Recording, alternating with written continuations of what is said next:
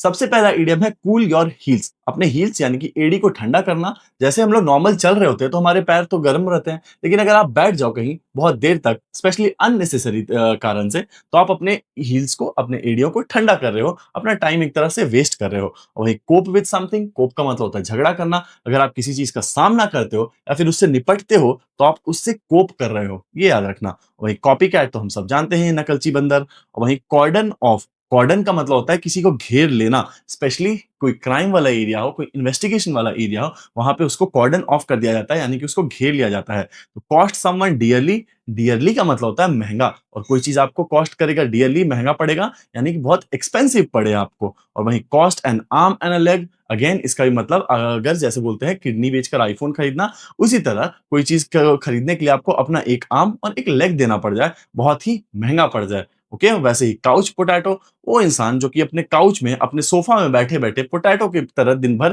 पड़ा रहता है और खाली टाइम वेस्ट करते रहता है। और वहीं काउंट वंस ब्लेसिंग्स, यानी कि तुम्हारे ऊपर ऊपर वाले की कितनी कृपा है उसे गिनना और थैंकफुल फील करना कि मेरे साथ सब कुछ कितना अच्छा हो रहा है। और वहीं कवर अप, किसी चीज को ढक देना या फिर किसी की कमियों को छुपाने की कोशिश करना। और वहीं क्रैक समवन अप, किसी को इतने जोर से हंसाना कि वो बिल्कुल एकदम बिखर जाए, लोट-पोट हो जाए।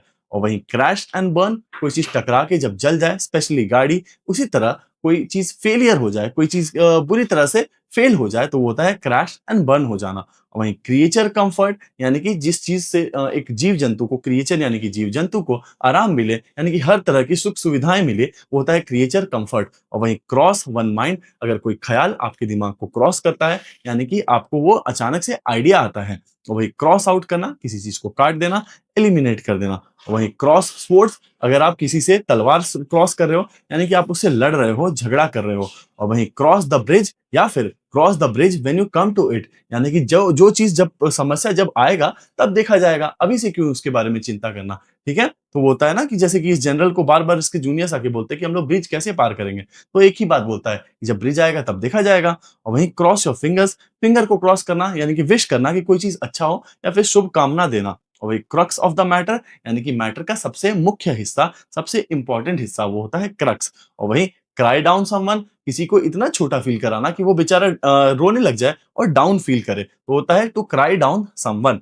ओके, ये थे हमारे आज के इडियम्स। मैं आपके लिए 3 सेट छोड़कर जा रहा हूँ, आप इसको एज यूजुअल सॉल्व करना और फिर कमेंट सेक्शन में आंसर बताना। तो चलो गाइज, मिलते हैं अगले वीडियो में। Thank you so much.